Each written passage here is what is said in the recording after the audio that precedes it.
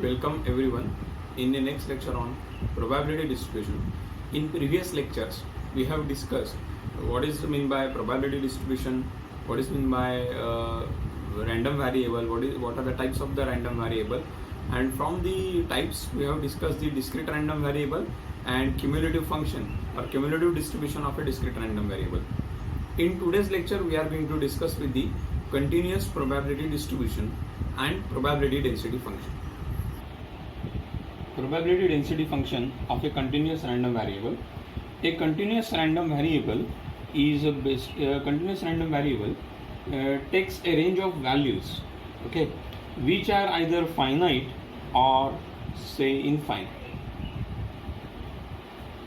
in extent. For example, closed interval 0 1, closed at 0, open at infinity, or you can have infinity to minus infinity to plus infinity as an interval, or any other closed interval AB. A and B will be any real number. Okay. So this random variable x is a continuous.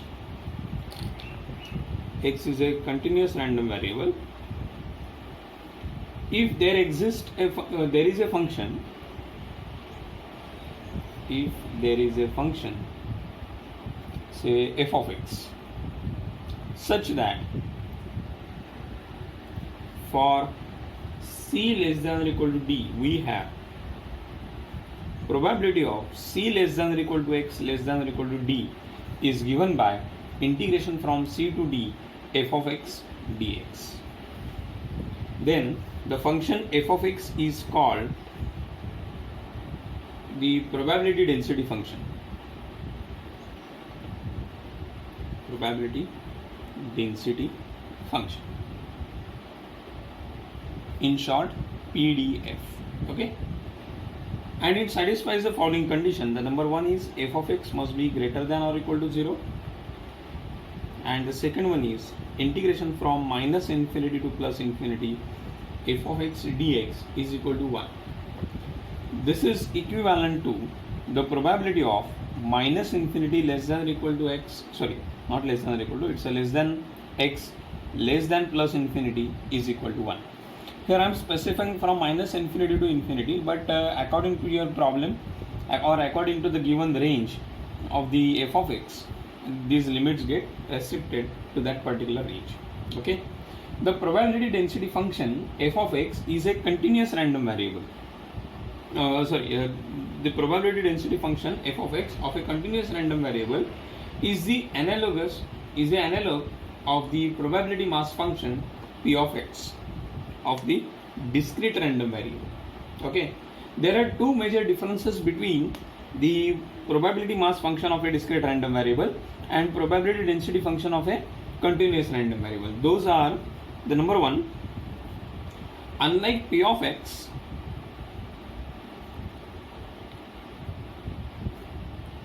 f of x is not the probability. That's very important. It is not a probability. Yes, if we integrate this f of x in the given range, then whatever the answer I get is become a probability of that event or of that particular variable. The second is, since f of x is not a probability,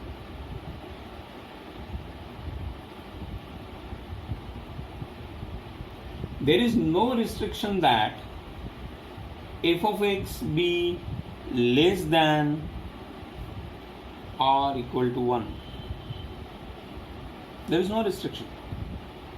Okay, so these are the very important 2 points in case of the differences between p of x and the f of x. Yes, in p of x we have seen 0 less than or equal to p of x less than or equal to 1 is expected there, but here it is not happened.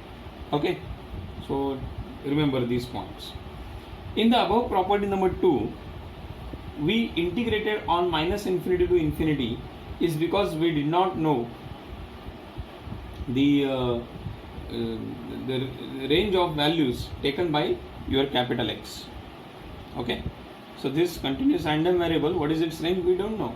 So what we do is we integrate here, as discussed in the second property, we integrate it from minus infinity to plus infinity it implies that the outside the range of x defined for f of x to be 0. That means suppose your f of x is defined in the interval say 0 1, whatever the value of f of x, don't know. So outside the range 0 1, this is your range 0 1, outside this range the value of f of x is 0. I'll play with this. That's very important. If we want to plot this graphically, then what exactly we understand? Just look at here. This is a definite integral of f of x in the limits c and d. What it means? Suppose there is a curve some f of x, there is a limit c and d is given. So integration c to d f of x dx is nothing but area under the curve. Okay. Now in this context, suppose your f of x has this graph.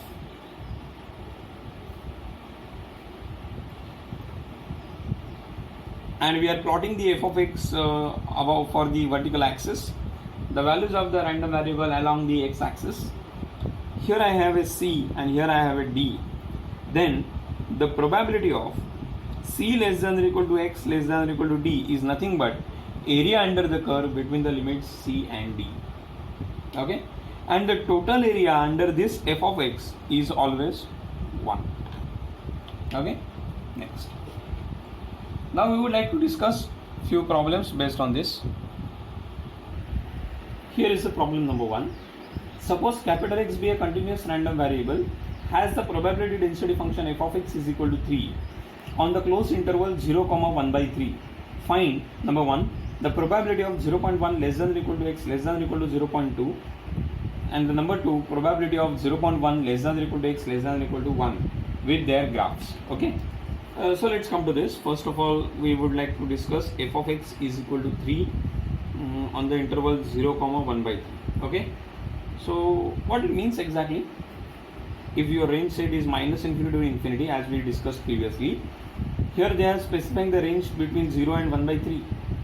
So what about outside of this set? Yes, f of x has to be a 0. Now this is sometimes they are not going to mention this outside or elsewhere the f of x is 0. That is to be understood by ourselves. हे अद्यारूप धरलेलं आहे की जर एक नुसतं range दिलेली असेल तर या रेंजच्या बाहेर एफ ऑफ एक्स 0 आहे. It is already considered. Okay.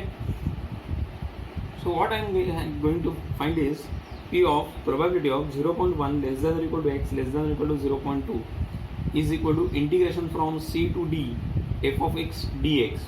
This is our c and this is our d. So hence 0.1 to 0.2 3 dx. As 3 is a constant, we can take it outside.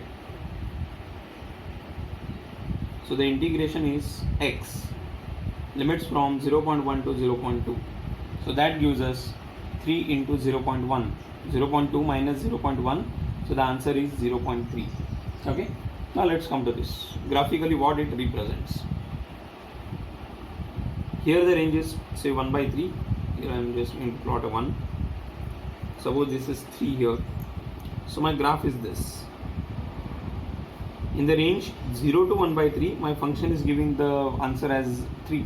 So this is my curve. Now area under the curve between 0.1 and 0.2. 0.1 will lie somewhere here, 0.2 will lie somewhere here. So the area between these limits under the given curve is nothing but our required probability. Okay. Let's come to the second one. The probability of 0.1 less than or equal to x less than or equal to 1. So this is integration from 0.1 to 1 f of x dx.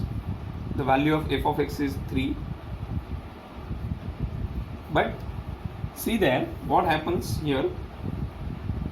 Our range is from 0 to 1 by 3. Okay, and 1 is lies outside this range. So outside this range, as discussed, the value of f of x is 0. Hence the f of x is 0.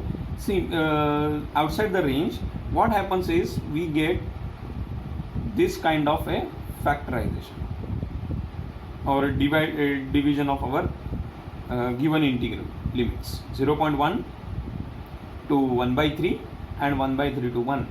In the range 0.1 to 1 by 3, the value of f of x is 3, and outside the range it is 0. So we will restrict our upper limit to the 1 by 3.